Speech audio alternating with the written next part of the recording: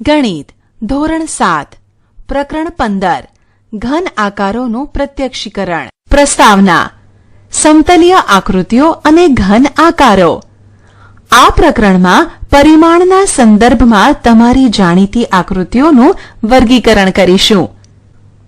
આપણા દૈનિક જીવનમાં આપણી આસપાસ પુસ્તકો, દડા, આઈસ્ક્રીમ કોન વગેરે ભિન્ન આકારો ધરાવતી વસ્તુઓ આપણે જોઈએ છીએ. આમાંની ઘણી બધી વસ્તુઓમાં એક સામાન્ય બાબત એ છે કે તે દરેક લંબાઈ, પહોળાઈ અને ઊંચાઈ કે ઊંડાઈ ધરાવે છે. એટલે કે તે દરેક જગ્યા રોકે છે અને તેમને 3 પરિમાણો હોય છે. આથી તેમને ત્રિપરિમાણીય આકારો કહેવાય છે. ઉદાહરણ: આપેલ આકારને નામ સાથે જોડો. ઉકેલ: આકૃતિ 1 ના આકારને નળાકાર સાથે જોડીશું. આકૃતિ 2 ના આકારને ગોલક સાથે જોડીશું. આકૃતિ 3 ના આકારને લંબઘન સાથે જોડીશું. આકૃતિ 4 ના આકારને ઘન સાથે જોડીશું. આકૃતિ 5 ના આકારને શંકુ સાથે જોડીશું. આકૃતિ 6 ના આકારને પિરામિડ સાથે જોડીશું. આ જ રીતે કાગળ પર દોરેલી આકૃતિઓ કે જેને માત્ર લંબાઈ અને પહોળાઈ હોય તેમને દ્વિપરિમાણીય એટલે કે સમતલીય આકૃતિઓ કહેવાય છે. આગળના ધોરણમાં 2 પરિમાણીય આકૃતિઓ જોઈ ગયા છીએ. ઉદાહરણ: આપેલ દ્વિપરિમાણીય આકૃતિઓને તેમના નામ સાથે જોડો. ઉકેલ: આકૃતિ 1 ના આકારને લંબચોરસ સાથે જોડીશું. આકૃતિ 2 ના આકારને વર્તુળ સાથે જોડીશું. આકૃતિ 3 ના આકારને ત્રિકોણ સાથે જોડીશું. આકૃતિ 4 ના આકારને ચોરસ સાથે જોડીશું. આકૃતિ 5 ના આકારને ચતુષ્કોણ સાથે જોડીશું. નોંધ: આપણે દ્વિપરિમાણીય માટે ટૂંકમાં 2D અને ત્રિપરિમાણીય માટે ટૂંકમાં 3D લખીશું. ફલક, ધાર અને શિરોબિંદુ. તમે ઘન આકારો શીખ્યા છો. તેનું ફલક, શિરોબિંદુ અને ધાર કોને કહેવાય તે યાદ છે? સમઘનના 8 ખૂણા એના શિરોબિંદુ છે. ઘનનું માળખું રચનાર 12 રેખાખંડ તેની ધાર છે. 6 સપાટ ચોરસ સપાટી તે ઘનના ફલક છે. આપેલ કોષ્ટક પૂર્ણ કરો. બાકીની 2 આકૃતિઓમાંથી પહેલી આકૃતિ માટે ફલક, ધાર અને શિરોબિંદુ અનુક્રમે 9, 16 અને 9 છે અને બીજી આકૃતિ માટે ફલક, ધાર અને શિરોબિંદુ અનુક્રમે 7, 15 અને 10 છે. શું તમે એ જોઈ શકો છો કે ત્રિપરિમાણીય આકારના ફલક દ્વિપરિમાણીય આકૃતિઓ છે? ઉદાહરણ તરીકે નળાકારના 2 ફલકો છે જે બંને વર્તુળ છે અને પિરામિડના આકારના ફલકો ત્રિકોણ છે. આમ કરવા માટે ત્રિપરિમાણીય વસ્તુઓને બારીકાઈથી સમજવી પડશે. હવે આપણે નેટ તરીકે ઓળખાતી રેખાકૃતિ બનાવીને આવા આકારો બનાવવાનો પ્રયત્ન કરીએ. 3D આકારો બનાવવા માટેની નેટ. નેટ રેખાકૃતિ. પૂંઠાનું એક બોક્સ લો. તેની ધાર પરથી તેને કાપીને સમતલ પૂંઠું મેળવો. આ તે બોક્સની નેટ છે. આકૃતિ 1 માં નેટ એ 2D રેખાકૃતિ છે જેને વાળવાથી પરિણામ સ્વરૂપે 3D આકાર આકૃતિ 3 જેવો જોવા મળશે. અહીં તમે ધારો કે યોગ્ય રીતે જુદી કરીને રેખાકૃતિ મેળવી છે. આકૃતિમાં એક બોક્સની રેખાકૃતિ બતાવી છે. કાગળ પર તેનું વિસ્તૃત સ્વરૂપ દોરી તેને યોગ્ય રીતે વાળીને ધાર ચોંટાડી બોક્સ બનાવવાનો પ્રયત્ન કરો. તમે યોગ્ય એકમ લઈ શકો છો. બોક્સ એક ઘન આકાર છે. તે એક 3D વસ્તુ છે જે લંબઘનના સ્વરૂપમાં છે. આ જ રીતે તમે એક શંકુ આકારને તેની ત્રાંસી સપાટી પર કાપીને શંકુની રેખાકૃતિ મેળવી શકો છો. તમારી પાસે ભિન્ન આકારો માટે ભિન્ન નેટ છે. આ આપેલી રેખાકૃતિના વિસ્તૃત સ્વરૂપની નકલો અહીં દર્શાવેલ છે. આપણે ઇજિપ્તના ગીઝાના મહાન પિરામિડના જેવો પિરામિડ બનાવવાની રેખાકૃતિ પણ બનાવી શકીએ. તે પિરામિડને ચોરસ આધાર અને 4 ત્રિકોણાકાર ફલક છે, જે આ આકૃતિમાં બતાવ્યા પ્રમાણે રેખાકૃતિ બતાવેલી છે. પ્રયત્ન કરો. અહીં 4 રેખાકૃતિઓ છે. આમાં ચતુષ્ફલક બનાવવા માટેની 2 સાચી રેખાકૃતિઓ છે. કઈ આકૃતિમાંથી ચતુષ્ફલક બનાવી શકાય તે જુઓ. તિર્યક રેખાકૃતિ. અહીં એક સમઘનનું ચિત્ર છે. જ્યારે સામેથી જોવામાં આવે ત્યારે સમઘન કેવો દેખાય છે તેનો સ્પષ્ટ ખ્યાલ નહીં આવે. તમે તેની કેટલીક સપાટીઓ જોઈ શકતા નથી. દોરેલા ચિત્રમાં સમઘનમાં હોય તેવી બધી લંબાઈઓ સમાન નથી, છતાં તમે ઓળખી શકો છો કે સમઘન છે. ઘનની આવી રેખાકૃતિને તિર્યક રેખાકૃતિ કહે છે. આવી આકૃતિઓ તમે કેવી રીતે દોરી શકો? ચાલો તો ટેકનિક શીખવાનો પ્રયત્ન કરીએ. તમારે ચોરસ ખાનાવાળો રેખા અથવા ટપકાવાળો કાગળ જોઈશે. શરૂઆતમાં ખાના પર દોરવાનો મહાવરો કર્યા પછી સાદા કાગળ પર ટપકાની મદદ સિવાય દોરવાનું સરળ થશે. આપણે એક 3x3x3 દરેક ધાર 3 એકમ હોય માપના સમઘનની તિર્યક રેખાકૃતિ દોરવાનો પ્રયત્ન કરીએ. પગલું 1, આગળની સપાટી દોરો. પગલું 2, તેની વિરુદ્ધની સપાટી દોરો. સપાટીના માપ સમાન હોવા જોઈએ, પરંતુ આકૃતિ પ્રથમ પગલા કરતાં થોડી ખસેલી દેખાશે. પગલું 3, અનુરૂપ ખૂણાઓ જોડો. પગલું 4, ન દેખાતી ધાર માટે તૂટક રેખા દોરો. હવે આકૃતિ તૈયાર છે. ઉપરની તિર્યક રેખાકૃતિમાં તમે આ બાબતોની નોંધ કરી. 1, સામેની સપાટી અને તેની વિરુદ્ધ બાજુની સપાટીના માપ સરખા છે, અને 2, ધારના માપ જે સમઘનમાં સમાન હોય છે તે અહીં પણ સમાન દેખાય છે, જો કે ધારના સાચા માપ લીધેલા નથી. સમમિતીય આકૃતિઓ. તમે સમમિતીય ડોટ શીટ જોઈ છે, જે નાના સમબાજુ ત્રિકોણ બનાવતા ટપકાઓથી અથવા રેખાઓથી કાગળને વિભાગતી શીટ છે. આપેલા ઘનના માપ જેટલા જ માપવાળી આકૃતિ દોરવા માટે આપણે 4x3x3 એટલે કે લંબાઈ, પહોળાઈ અને ઊંચાઈની ધારો અનુક્રમે 4, 3, 3 એકમની છે. માપના લંબઘનનો સમમિતીય આકૃતિ દોરવાનો પ્રયત્ન કરીએ. પગલું 1, સામેની સપાટી દર્શાવવા માટે લંબચોરસ દોરો. પગલું 2, લંબચોરસના 4 ખૂણાઓ પરથી 3 લંબાઈના 4 સમાંતર રેખાખંડ દોરો. પગલું 3, યોગ્ય રેખાખંડથી સામસામેના ખૂણાઓને જોડો. પગલું 4, આ લંબઘનનો આઇસોમેટ્રિક સ્કેચ છે. ધ્યાનમાં રાખો કે સમમિતીય આકૃતિમાં મૂળ લંબાઈ પ્રમાણે જ માપ હોય છે, જ્યારે તિર્યક રેખાકૃતિમાં આમ હોતું નથી. ઉદાહરણ: આકૃતિમાં લંબઘનની તિર્યક રેખાકૃતિ છે. આને અનુરૂપ આઇસોમેટ્રિક સ્કેચ દોરો. ઉકેલ. આકૃતિમાં ઉકેલ બતાવેલો છે.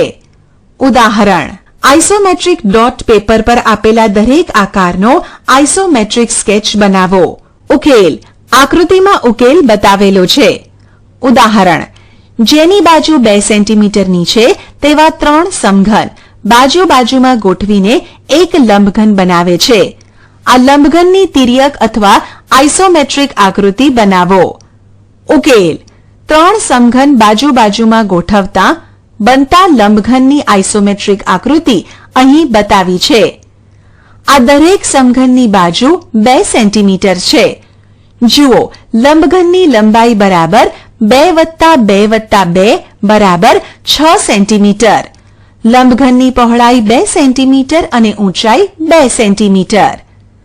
ઉદાહરણ: 5 સેન્ટીમીટર, 3 સેન્ટીમીટર અને 2 સેન્ટીમીટર માપવાળા લંબઘનની 1 તિર્યક રેખાકૃતિ અને 2 આઇસોમેટ્રિક આકૃતિ બનાવો. ઉકેલ. 5 સેન્ટીમીટર, 3 સેન્ટીમીટર અને 2 સેન્ટીમીટર માપવાળા લંબઘનની તિર્યક આકૃતિ અને આઇસોમેટ્રિક આકૃતિ અહીં દર્શાવેલ છે. આ આકૃતિ અનન્ય નથી કારણ કે લંબાઈ, પહોળાઈ, ઊંચાઈના માપ અલગ અલગ લેતા આકૃતિનો આકાર અને માપ બદલાઈ જાય છે. ઘન વસ્તુઓને જુઓ. ઉદાહરણ: નીચેની ગોઠવણીઓમાં કેટલા સમઘન છે તેની ધારણા કરવાનો પ્રયત્ન કરો. આકૃતિ 1માં આપેલ ગોઠવણીમાં કુલ 24 સમઘન છે. આકૃતિ 2માં આપેલ ગોઠવણીમાં કુલ 8 સમઘન છે. આકૃતિ 3માં આપેલ ગોઠવણીમાં કુલ 9 સમઘન છે. ઉદાહરણ: જો 2 સેન્ટીમીટર ગુણ્યા 2 સેન્ટીમીટર ગુણ્યા 2 સેન્ટીમીટર માપવાળા 2 સમઘન બાજુ બાજુમાં ગોઠવવામાં આવે તો તેથી બનતા લંબઘનના માપ કેટલા હશે? ઉકેલ: આકૃતિ પરથી તમે જોઈ શકો છો કે જ્યારે તમે આ રીતે 2 સમઘનને પાસ ગોઠવો છો ત્યારે માત્ર લંબાઈ જ વધે છે. 2 વત્તા 2 બરાબર 4 સેન્ટીમીટર થાય છે. પહોળાઈ બરાબર 2 સેન્ટીમીટર અને ઊંચાઈ બરાબર 2 સેન્ટીમીટર. ઉદાહરણ: આકૃતિમાં બતાવ્યા પ્રમાણે 2 પાસા બાજુ બાજુમાં છે. તમે કહી શકો છો કે દર્શાવેલ બાજુઓની વિરુદ્ધ બાજુઓનો સરવાળો કેટલો થશે? 1 5 વત્તા 6, 2 4 વત્તા 3. યાદ રાખો કે પાસામાં સામસામેની બાજુ પર આવેલા અંકોનો સરવાળો 7 થાય છે. 1 પહેલા પાસાની વિરુદ્ધ બાજુના ટપકાં બરાબર 7 બાદ 5 બરાબર 2. બીજા પાસાની વિરુદ્ધ બાજુના ટપકાં બરાબર 7 બાદ 6 બરાબર 1. માટે બંને પાસાની વિરુદ્ધની 2 બાજુઓના ટપકાનો સરવાળો બરાબર 2 વત્તા 1 બરાબર 3. 2 પહેલા પાસાની વિરુદ્ધ બાજુના ટપકાં બરાબર 7 બાદ 4 બરાબર 3. બીજા પાસાની વિરુદ્ધ બાજુના ટપકાં બરાબર 7 બાદ 3 બરાબર 4. માટે બંને પાસાની વિરુદ્ધની 2 બાજુઓના ટપકાનો સરવાળો બરાબર 3 વત્તા 4 બરાબર 7. ઉદાહરણ: 2 સેન્ટીમીટર બાજુ ધરાવતા 3 સમઘન પાસે ગોઠવીને લંબઘન બનાવેલ છે. આની તિર્યક આકૃતિ બનાવવાનો પ્રયત્ન કરો અને તેની લંબાઈ, પહોળાઈ અને ઊંચાઈ શું હોઈ શકે તે કહો.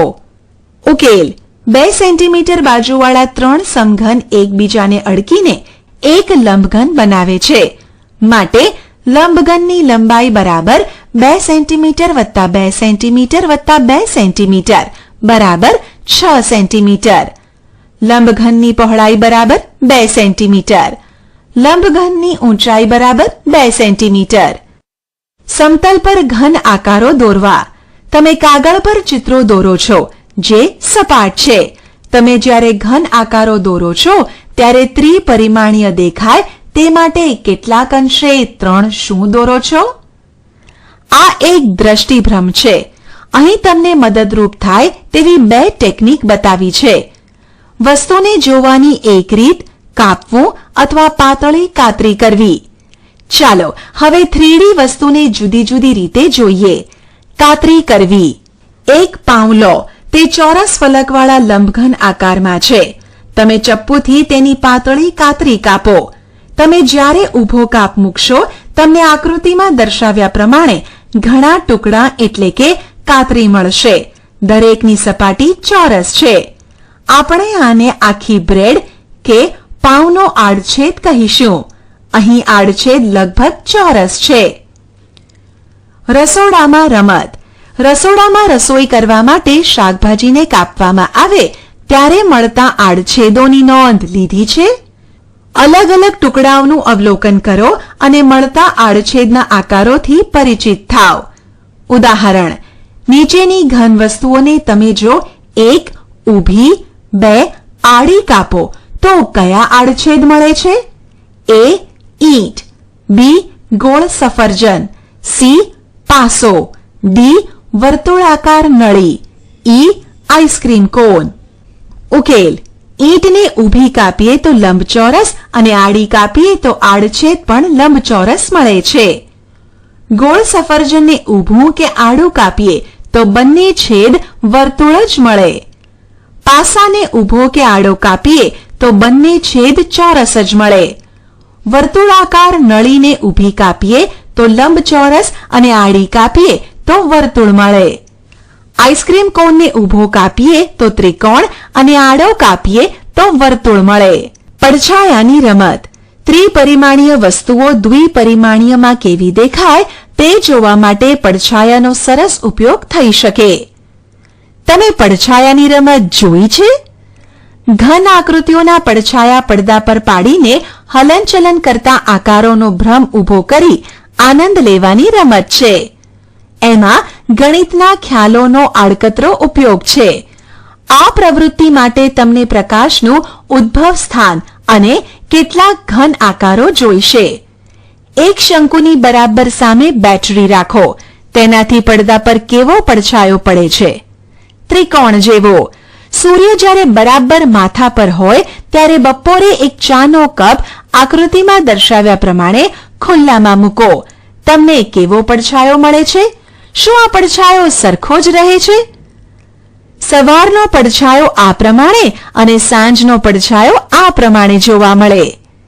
ત્રીજી રમત. કોઈ વ્યક્તિ એક વસ્તુને તેની સામે ઊભી રહીને તેની એક બાજુએ ઊભા રહીને કે તેને ઉપરની દિશામાંથી જોઈ શકે. દરેક વખતે તેને ભિન્ન દેખાવ જોવા મળશે, જે અહીં બતાવ્યા પ્રમાણે છે. એક મકાનમાં કેવા ભિન્ન ભિન્ન દેખાવો જોવા મળે છે તે અહીં આકૃતિમાં દર્શાવ્યું છે. ઉદાહરણ. આપેલ દરેક ઘન આકાર માટે 1, 2 અને 3માં 3 દેખાવ આપેલ છે. દરેકનો ઉપરનો, સામેનો અને બાજુનો દેખાવ શોધો. ઉકેલ. ઘનાકાર A નો આકૃતિ 1 નો દેખાવ સામેનો, 2 નો દેખાવ બાજુનો અને 3 નો દેખાવ ઉપરનો છે. ઘનાકાર B નો આકૃતિ 1 નો દેખાવ ઉપરનો, 2 નો દેખાવ બાજુનો અને 3 નો દેખાવ સામેનો છે. ઘનાકાર C નો આકૃતિ 1 નો દેખાવ બાજુનો, 2 નો દેખાવ સામેનો અને 3 નો દેખાવ ઉપરનો છે. ઘનાકાર D નો આકૃતિ 1 નો દેખાવ બાજુનો, 2 નો દેખાવ ઉપરનો અને 3 નો દેખાવ સામેનો છે. ઘનના જુદા જુદા ભાગને જુઓ. આશા છે કે તમને આ ઈ લર્નિંગ મોડ્યુલમાં મજા આવી હશે. આભાર.